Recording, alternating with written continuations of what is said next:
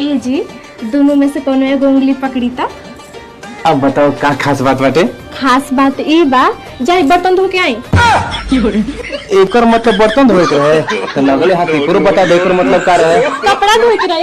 जाना तारू शंकर भगवान जी के ना हम पूरा 1 किलो लड्डू चढ़ले रही और कहले रही उनकरा से कि हे भगवान हमरा के ना सुंदर और खूबसूरत बेबी दिया, लेकिन हमरा किस्मत में तोहरा के दे देलन। हां तो 1 किलो लड्डू में हमरे जैसे मेहरारू मिली ना का सॉरी है मिली।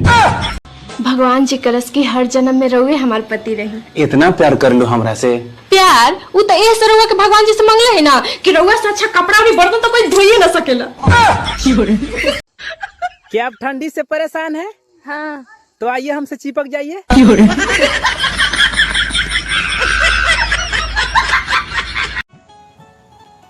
अच्छा सुनो, आई लव यू।